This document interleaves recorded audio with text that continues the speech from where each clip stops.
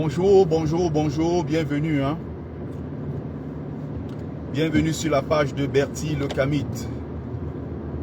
Bravo, bravo et courage. On a 20 petites minutes. Courage, n'est-ce pas, à tous ceux-là qui se battent. Courage à tous ceux-là qui se battent au nord. Mais alors, pourquoi le Sud reste spectateur? Pourquoi?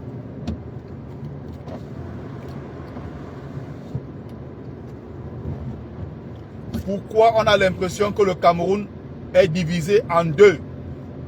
Ce qui s'était passé avec nos frères anglophones est en train de se reproduire. Pendant que les anglophones se battaient, on a dit que c'était les Biafra, c'était les anglofous, c'était les gens qui réfléchissent à gauche. C'est les Bamenda. Depuis 2016, jonction de plusieurs voies sur votre trajet. Si on se battait ensemble, je pense qu'on aurait pu. Je pense qu'on aurait pu faire quelque chose ensemble. On aurait renversé ce régime depuis longtemps. Dans 300 mètres. Je voulais couper le GPS. Donc, si on s'était battu, on s'était mis ensemble, depuis cette période-là, peut-être qu'on aurait déjà pu libérer le Cameroun avec nos frères anglophones. Les francophones sont restés de leur côté. Les Bamileke même qui sont dans le même grasse-fil et qui constituent le même peuple qui était massacré, ceux qui sont francophones, dans leur tête se disent que les anglophones ne sont pas leurs frères. Les nordistes sont restés seuls dans leur coin tranquille, sans jamais se mêler. Les Sawa sont restés dans leur coin. Les Fambeti Boulou, alors n'en parlons plus. D'ailleurs, ils ne se sentent même jamais concernés. Sauf quand il faut sortir pour défendre le pouvoir du frère du village.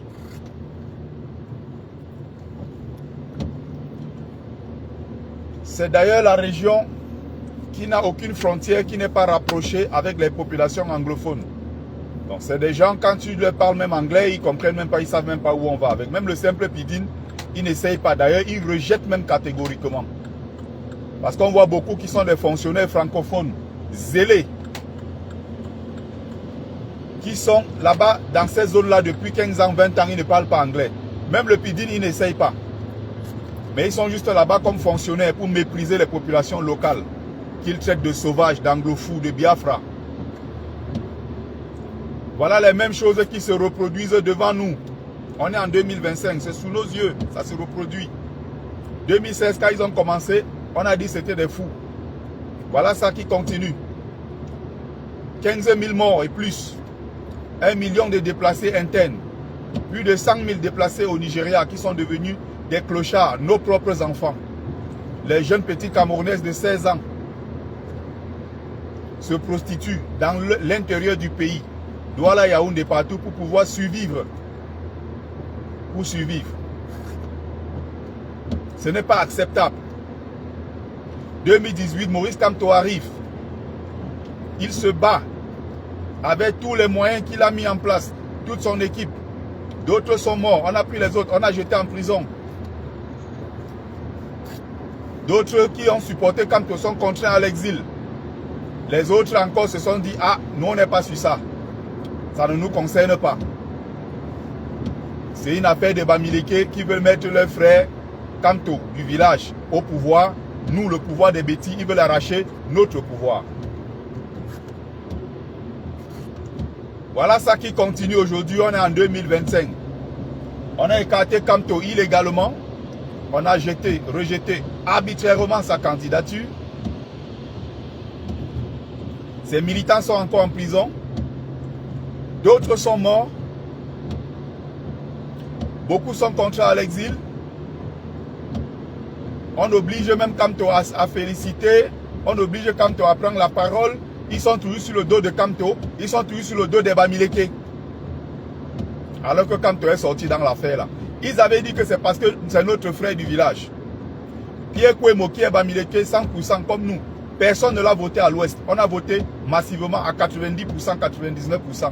Issa Tiroma Bakari, qui n'est pas de l'ouest. On s'est acharné sur les Bamileke pendant 7 ans en expliquant que ce sont des gens dangereux. Les Bamileke veulent prendre le pouvoir donné à leurs frères du village. Ils veulent prendre le pouvoir par la force. Ce sont eux qui veulent la guerre civile au Cameroun. Ils ont raconté ça pendant 7 ans. Nous voici en 2025. Un nouveau leader émerge. Il s'appelle Issa Tiroma Bakari. Les mêmes Bassa haineux. Les mêmes Fambeti Boulou haineux, tribalistes anti-Bamileke. Au lieu de regarder frontalement les nordistes, puisque c'est Tiroma qui est devant maintenant, il dit qu'il a gagné. Ce n'est plus Kamto. Il trouve le moyen de contourner, puisqu'il ne peut pas affronter les nordistes. Il trouve le moyen de contourner en expliquant que c'est les Bamileke qui envoient les nordistes. Sous-entendu, les nordistes sont des gens incapables de prendre leurs propres décisions. Les nordistes sont des personnes manipulables parce qu'ils sont envoyés devant, manipulés par les Bamileke. Les nordistes sont incapables de prendre leurs propres initiatives. Les nordistes ne sont pas des patriotes. Ce ne sont pas des gens capables d'aller conquérir le pouvoir par eux-mêmes. Voilà. Il faut que c'est les Bamileke qui les envoient devant. Voilà comment on fuit la bagarre. Quelqu'un en face de toi. Tiroma est nordiste. Il ne parle pas des nordistes. Ils sont sur la toile en train de s'acharner sur les Bamileke. Voilà leur cible, les Bamileke. Voilà leur cible. Donc, au lieu de se mettre ensemble en 2025 pour dire, battons-nous pour le changement en tant que fils d'un même pays, tous en tant que Camerounais. Non. Tu vois des vidéos partout qui circulent, des gens qui disent que les Babana sont en train de revendiquer leur victoire. Sous-entendu, c'est la lutte des Babana. S'ils veulent installer leur frère Issa Tiroma au pouvoir, c'est à eux de se battre. Voilà ce que ça veut dire. Issa Tiroma, c'est un Babana, donc ses frères doivent se battre pour lui. Voilà. Et le discours a été tenu très librement, pas beaucoup. Vous avez bien suivi les discours de certains chefs traditionnels à l'ouest qui disaient clairement que le sang des enfants Bamileke a déjà trop coulé pour la libération du Cameroun. Maintenant qu'on laisse les autres essayer, nos enfants doivent rester à la maison. Parce qu'on a trop perdu dans cette histoire. Et aujourd'hui, même ceux qui ont fait le sacrifice, qui sont morts pour ce Cameroun, ils sont traités de bandits. Et donc voilà ce que ça donne. Ils ont donc dit que si ça ne dépend que d'eux, que les Bamileke ne descendent pas dans la rue. Et donc, pour nous qui voulons donc construire cette république, pour nous qui voulons bâtir, nous disons des choses très claires. Il faut qu'on se mette tous ensemble au même moment.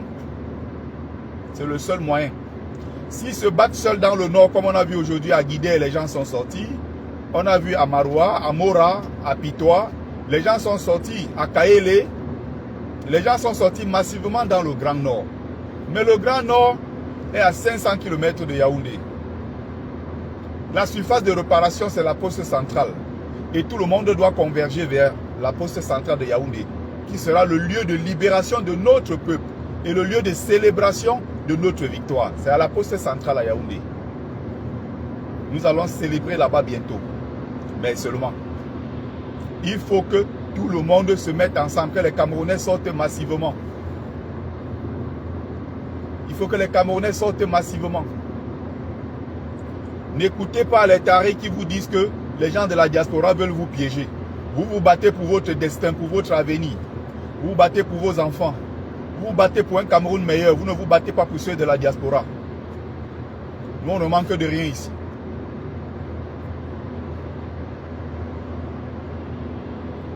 S'il y a changement, c'est vous qui allez bénéficier de ce changement. C'est vous qui allez en profiter. Pas nous. Peut-être nous indirectement. peut-être nous, juste par fierté, de se dire oui, enfin le Cameroun a été libéré. Oui, enfin le Cameroun, aujourd'hui, commence vraiment à briller. Le Cameroun sort de cette situation de marasme et dans tous les sens, hein, économique, politique, des autres, l'insécurité et tout le reste. Le Cameroun sort finalement à la tête de l'eau pour se mettre sur le chemin de l'émergence. Oui. Oui. Ça va être pour nous une fierté de dire que nous avons contribué à la libération du Cameroun. Mais nous n'allons pas vivre là-bas. Donc, si la route de Nkolmeseng jusqu'à Mokolo, je ne sais pas où n'est pas goudronnée, au quotidien, je ne suis pas dans cette merde-là. La poussière de Nkolmeseng, ça ne me concerne pas. Ici, il n'y a pas de poussière. À moins que tu ailles chercher toi-même la poussière, quelque part. Voilà les routes, on roule, c'est propre. Le moindre pépin en moins de 5 minutes. Tu as des policiers qui sont là, tu as les sapeurs-pompiers, tu as tout. Ils peuvent même venir par l'avion. C'est-à-dire qu'ils arrivent par les hélicoptères, ils déposent ça sur le goudron, on sauve les gens. Ce qui n'est pas le cas chez moi. Et je me bats donc pour que le Cameroun devienne comme ça. Que ce Cameroun devienne un paradis sur terre où les enfants camerounais ne vont plus quitter leur pays, être obligés d'aller mourir au désert, mourir dans la mer parce qu'ils vont en Europe. On se bat justement pour que ces choses-là changent. Pour qu'on soit respecté chez nous, pour qu'on ne soit plus méprisé. Que les Chinois n'arrivent plus, ils prennent nos terres, ils prennent même nos commerces, ils s'installent, ils vendent. Pendant que les Camerounais sont des jongleurs, en bordure de marché, ils font le jonglage. Est-ce que vous êtes en train de remarquer ça? Les Camerounais qui avaient des boutiques, au fur et à mesure, on est en train de les remplacer par des Chinois, par des Libanais. Les Camerounais, je dis bien qu'il y avait des boutiques. Aujourd'hui, se retrouvent en bordure pour faire le taclage. Le système est en train de tout faire pour empêcher les Camerounais. On donne des contrats aux Canadiens, aux Français, aux Italiens, Anglais, Chinois, aux Brésiliens, aux Turcs, à tous ceux qui arrivent au Cameroun. Mais les propres enfants camerounais sont privés de ces richesses-là. Ils en sont privés, pourquoi? Parce qu'il y a quelqu'un qui est égoïste, méchant, criminel, qui s'appelle Paul Biya, qui a décidé de tout confisquer, de tout gâter avant de partir. Ahidjo, à l'époque, avant de laisser le pouvoir, pouvait confier à l'un de ses fils. Ahidjo pouvait confier le pouvoir à l'un de ses frères du Nord. Ahidjo a dit, je laisse le pouvoir à quelqu'un du Sud, qui plus est quelqu'un qui est chrétien du Sud. Lui, Ahidjo, qui était musulman. Il est parti.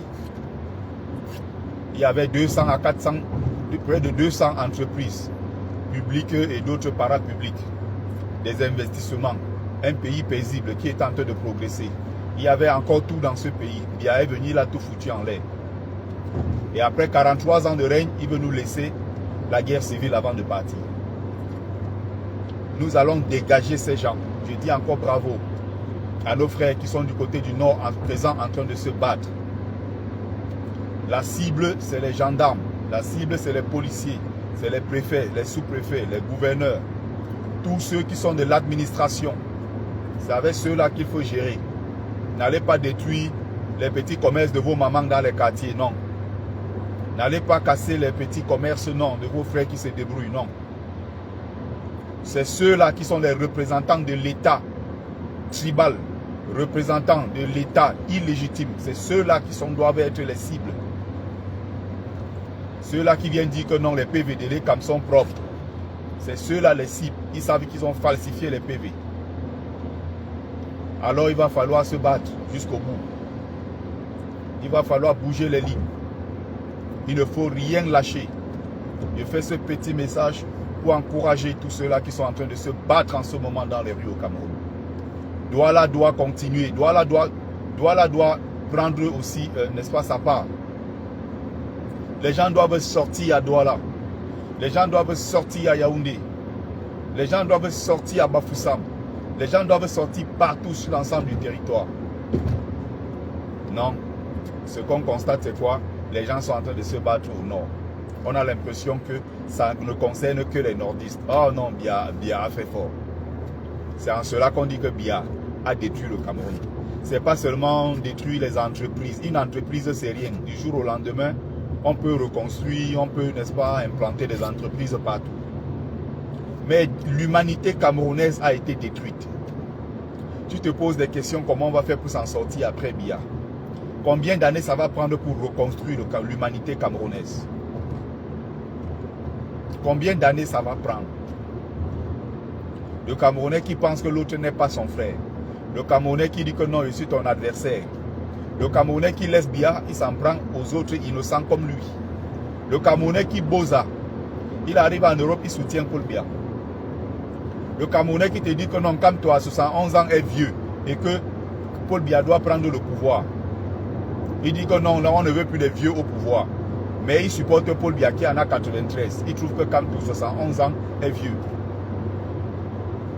Comment on va faire pour reconstruire ça, pour réconcilier les Camerounais? Ça va être très difficile. Biya a tué le Cameroun. C'est ça, tuer un peuple. Faire du mal à son peuple. Tribaliser, tribaliser, tribaliser, matin, midi et soir. Éloigner, diviser les Camerounais. N'entrez pas dans le piège de ceux qui vous disent que oh, les Camerounais se sont déjà mélangés. Ils ont des enfants dans toutes les tribus. C'est des conneries. J'ai vécu ça dans ma propre famille. C'est des conneries. Je vois ça partout. Des gens qui ont des enfants, qui se sont mélangés. 25 ans de mariage. Ils ont des enfants qui viennent de partout. Mais tu les entends, les mêmes disent que regarde-moi la tête des Bamileke, tout ça. Les mêmes qu'un Bamileke ne sera jamais président. Les mêmes là sont dans des groupes WhatsApp sur les réseaux sociaux en train d'attaquer les Bamileke. D'autres qui attaquent les ceci, qui attaquent à gauche, qui attaquent à droite, qui attaquent les Bassards, qui attaquent, je sais pas, les Ekans, qui attaquent partout. Parce qu'il n'y a pas que les Bamileke qui sont victimes dans l'histoire. Les autres aussi subissent. Vous voyez? Donc il faut sortir de cette hypocrisie. Ceux qui veulent entrer dans ça, qu'ils entrent. Mais moi, je ne paye pas mon temps. Il y a une chose que je déteste, c'est perdre mon temps dans les hypocrisies, des jeux hypocrites, tout ça. Je n'aime pas perdre mon temps. J'aime pas perdre mon temps du tout dans des conneries comme ça. Il y a un problème qui est sur la table. Si aujourd'hui, les autres ne se sont pas joints, n'est-ce pas, au mouvement qui est au nord, c'est qu'on a un problème, on n'arrive pas encore à faire foule ensemble en tant que peuple. Yaoundé est tranquille au moment où nous sommes en train de parler. Récemment, les gens ont dit comment, on a fait les bruits par rapport à... Non, les gens du sud, hein, les gens à l'est, les gens, ils ont encore dit quoi là? Nous, les Ekans, nous, on ne veut plus de Paul Biya. Paul Biya a détruit le pays, blablabla. Au sud, Paul Biya a perdu, d'accord. Vous avez remarqué, les gens ont tout simplement voté. Certains ont voté, ils sont passés à autre chose.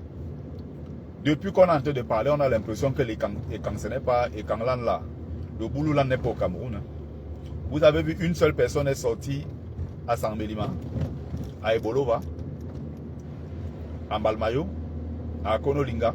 Est-ce que vous avez vu une seule personne est sortie là-bas dire que Biya doit partir? Lancer même une pierre en route.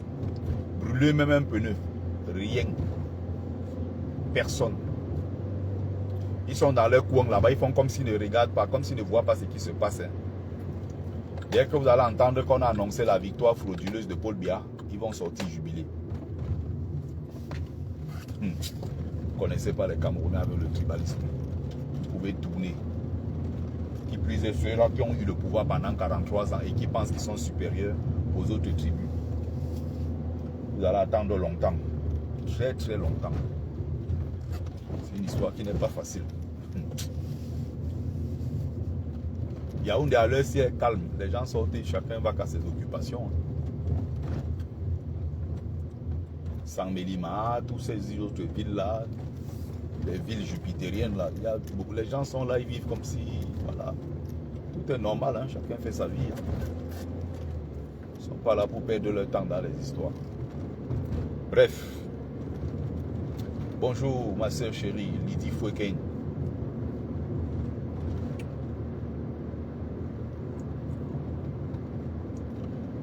Donc, déjà même c'est un scandale. En prenant les résultats officiels, on prend Issa Tiroma qui a gagné à plus de 54%. Si on prend Paul Biya à 31%, c'est même une insulte. C'est même d'ailleurs très grave comment dans un pays pareil, quelqu'un a osé voter pour Biya? Comment au Cameroun? Il faut qu'on explique ça comment un pays dont la moyenne d'âge est 24 ans vote un président qui a 93 ans. 93 ans, voter un type comme ça. 93 ans. Non, il faut se poser des questions. C'est au-delà de la sorcellerie. Il y a des gens qui ont voté vrai. Quand les gens disent que non, au Cameroun, Biya ne gagne pas des élections, non, ce n'est pas vrai, Biya gagne. Il y a des moments où Biya a gagné vrai. En 2011, Biya avec quel adversaire? Il a gagné vrai. Même si le score est beaucoup plus augmenté, le score est soviétique, parce qu'on sait qu'il y a le bourrage des urnes et tout le reste, mais à la base, Biya gagne. Biya avec quel adversaire? En 97. Quand il va aux élections en 97, Biya quel adversaire? Biya avait quel adversaire en 2004? Aucun adversaire qui pouvait oser. Il n'y avait aucun homme politique d'envergure de l'opposition pouvant renverser Paul Biya.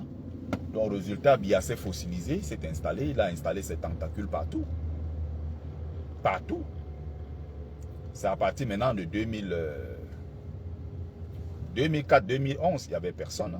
Personne. Il n'y avait personne. Donc là, maintenant, quand on voit 2018 avec l'arrivée de Kamto, oui, là, on commence à avoir un vrai opposant.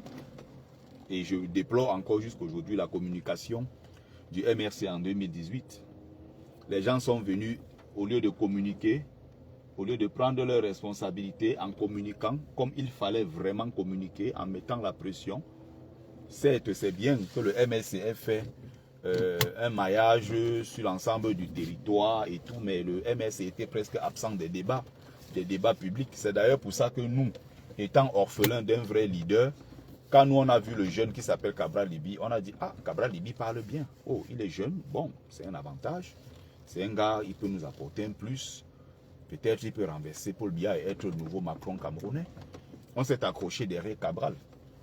Mais pendant ce temps, le MRC était déjà à plus de 300 à 400, pratiquement 500 villages camerounais. Le MRC était partout, en train de visiter, mais il n'y a pas eu de communication.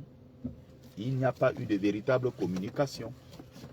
Où étaient les gens du MRC sur les plateaux télé pour mener les débats? Où étaient les gens pour porter?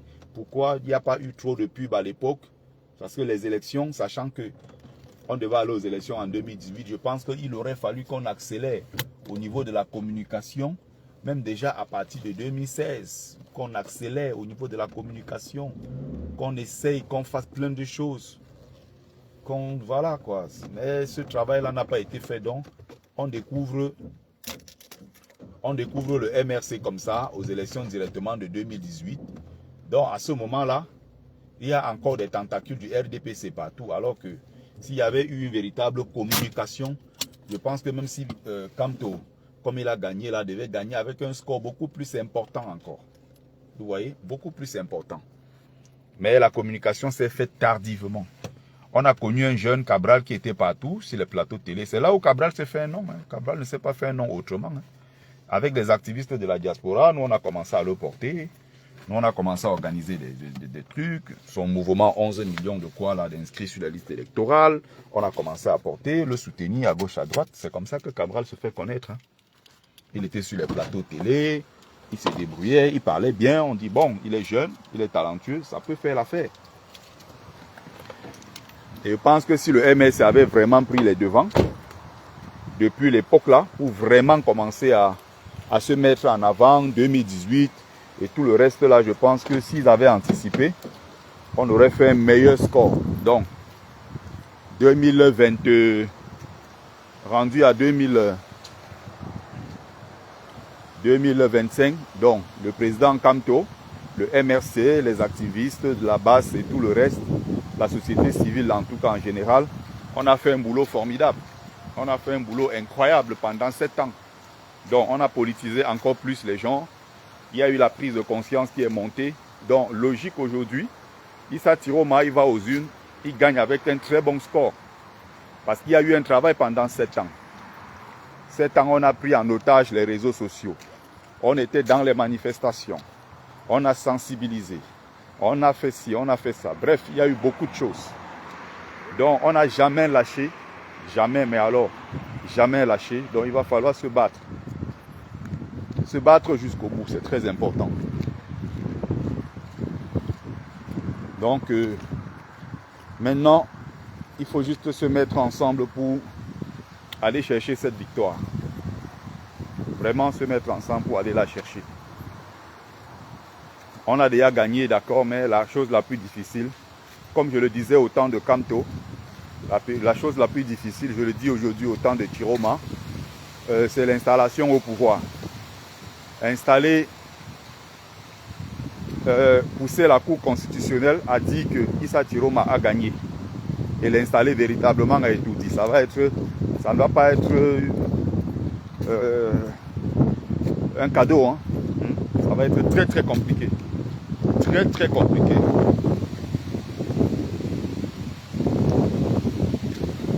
Donc ça va être très très compliqué. Doni Donia, ne me cherche pas. Je sais à quel niveau, ça va te servir à quoi.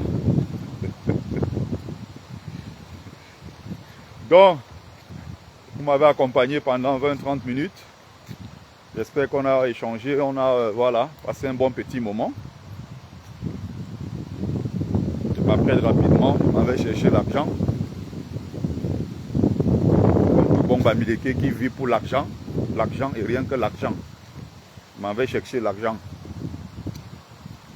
Donc merci à vous. Merci à ceux qui ont pris le temps de regarder le petit live. Merci à ceux, j'espère que vous avez partagé. Si ce n'est encore fait, partager, n'hésitez pas. Si ce n'est pas encore le cas, faites-le, partagez massivement. Et encouragez, multipliez les vidéos.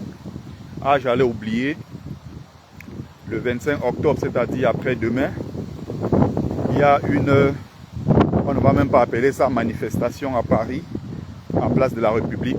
On va appeler ça la célébration de la victoire de Issa Chiroma Bakary.